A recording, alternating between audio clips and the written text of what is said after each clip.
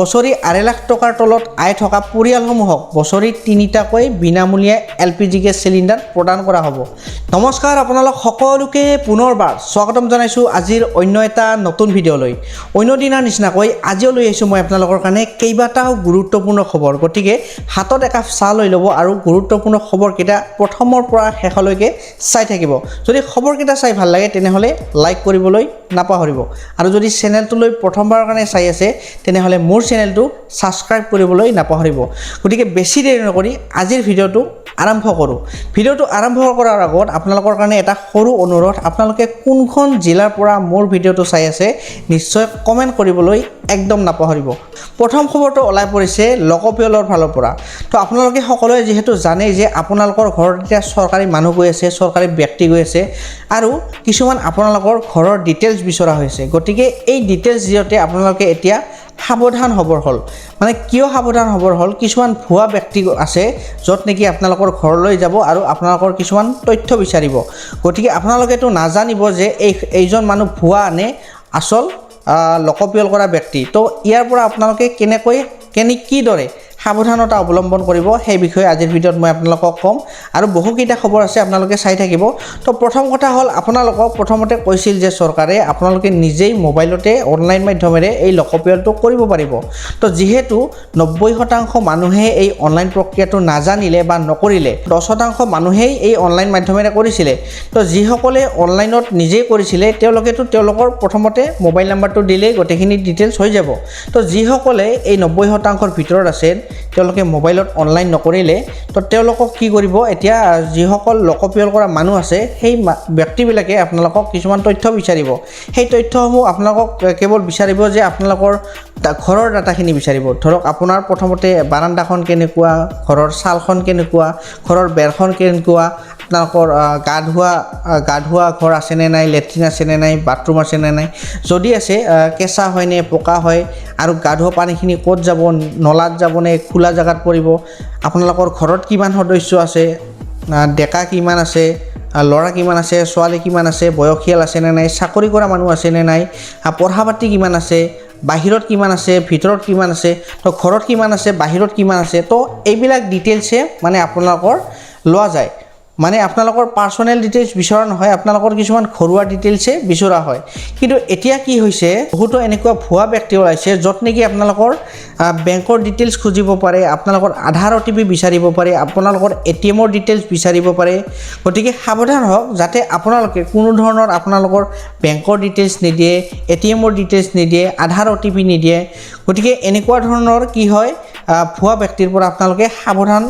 সাৱধানে চলিব বা দূৰত থাকিব। যদি এনেকুৱা ধৰণৰ কিছুমান আপোনালোকৰ তাত আহে, এনেকুৱা ধৰণৰ লোকপিয়ল কৰিম বুলি কৈ এনেকুৱা ধৰণৰ ব্যক্তি আহে, তেনেহ'লে আপোনালোকে কি কৰিব, শীঘ্ৰেই আপোনালোকৰ গাঁওবুঢ়াক জনাব, নাইবা আপোনালোকে কি কৰিব, ওচৰৰ পুলিচ ষ্টেচনক খবৰ দিব। গতিকে ইয়াৰ পৰা আপোনালোকে সদায় সাৱধানত থাকিব। তো এতিয়া আহিছোঁ তাৰে পিছৰটো খবৰলৈ। তাৰে পিছৰটো খবৰ শুনাৰ পিছত আপোনালোকে হাঁহিবও পাৰে, কান্দিব পাৰে, নাইবা আপোনালোকৰ খঙো উঠিব পাৰে। কাৰণ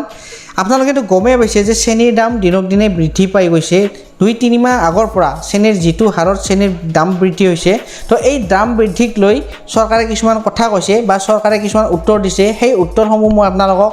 আজিৰ ভিডিঅ'ত ক'ম। আৰু তাৰ আগতে মই আপোনালোকক ক'ম যে চেনীৰ দাম যিটো বৃদ্ধি হৈছে, সেই বৃদ্ধি হোৱাৰ কাৰণ আপোনালোকেতো সকলোৱে জানে যে এতিয়া পেট্ৰল বনাই আছে আৰু সেই পেট্ৰলত কুঁহিয়াৰৰ ৰস মিহলি কৰা হৈছে, যিটো E20 পেট্ৰল বুলি কোৱা হৈ আছে বা ইথানল মিক্স বুলি কোৱা হৈ আছে। তো সেই পেট্ৰল বনোৱাৰ লগে লগে কি হৈ আছে, এতিয়া কুঁহিয়াৰৰ দাম বাঢ়ি আছে। কুঁহিয়াৰৰ দাম বঢ়াৰ লগে লগে পেট্ৰলৰ দাম বাঢ়ি আছে, চেনীৰ দামো বাঢ়ি আছে। তো এতিয়া কি হৈছে, যিখিনি হাৰত চেনী উৎপাদন হ'বলগীয়া আছিল সেইখিনি চেনী উৎপাদন হোৱা নাই। তো যিখিনি কুঁহিয়াৰ আছিল সেইখিনি কুঁহিয়াৰৰে এতিয়া চেনীও বনাই আছে আৰু পেট্ৰলো বনাই আছে। আৰু এতিয়া কি কৰিছে চৰকাৰে, চেনী বনোৱা বন্ধ কৰি দিছে। যিখিনি চেনী আছে সেইখিনিহে এতিয়া চেল কৰি আছে। তো ইয়াৰ ফলত যিখিনি আমাক চেনী লাগিছিল ভাৰতবৰ্ষতে হওক বা অসমতে হওক, সেইখিনি চেনী উৎপাদন হোৱা নাই বা সেইখিনি চেনী কাষ্টমাৰে পোৱা নাই। তাৰ ফলত কি হৈছে,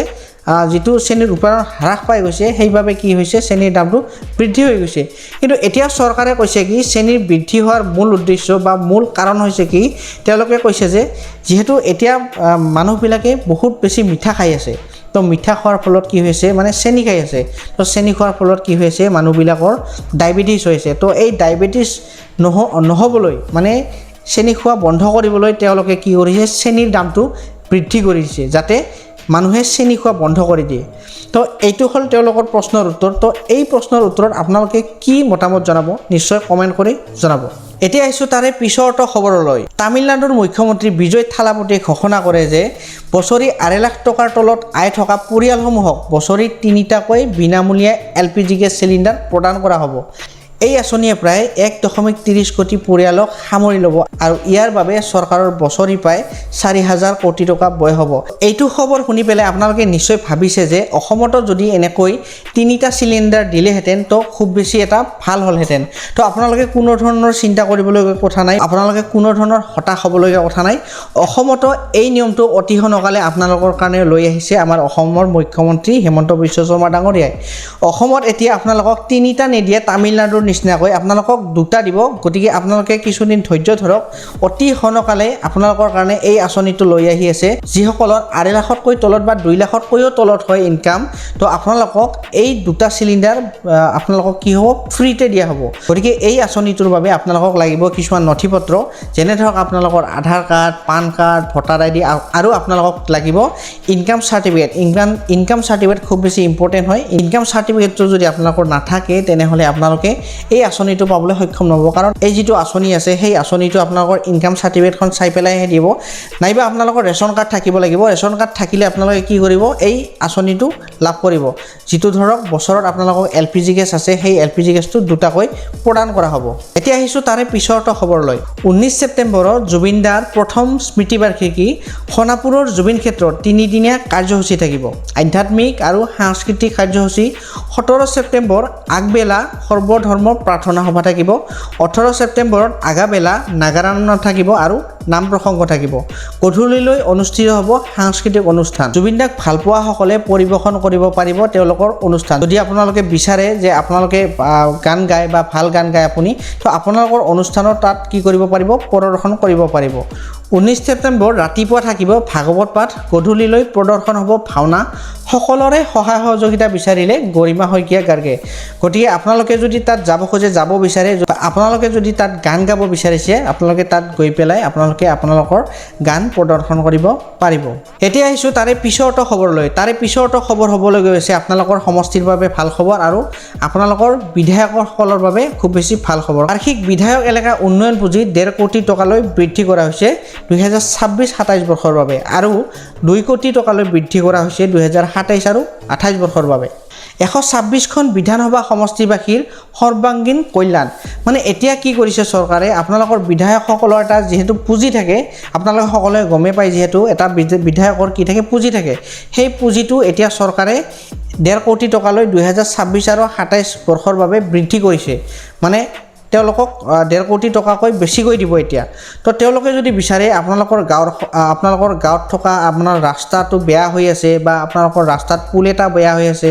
বা আপোনালোকৰ ইখন গাঁৱৰ পৰা সিখন যোৱাকৈ এটা দলং আছিল এখন সৰু দলং আছিল ভাঙি গৈছে বা নতুনকৈ দলং এখন দিব পাৰে তো সেইখিনি কাম তেওঁলোকে কোনো ধৰণৰ পাৰমিশ্যন নলোৱাকৈ সেইটো কাম কৰিব পাৰে তেওঁলোকৰ পুঁজিৰ পৰা আৰু তেওঁলোকে যদি বিচাৰে এইটো কাম আপোনালোকে কোৱাৰ লগে লগে কৰিব পাৰে গতিকে এই পইচাখিনি বৃদ্ধি কৰাৰ ফলত আপোনালোকৰ কিমান সহায় হ'ব বা আপোনালোকৰ কিমানখিনি কাম আগবাঢ়িব সেইটো পিছতহে দেখা যাব এতিয়া আহিছোঁ তাৰে পিছৰ খবৰলৈ তাৰে পিছৰ খবৰ অলপ হৈছে বিৰিয়ানীৰ পৰা আপোনালোকে যদি বিৰিয়ানী খাই ভাল পায় নাইবা আপোনালোকে যদি ফাষ্ট ফুড দোকানত বেছি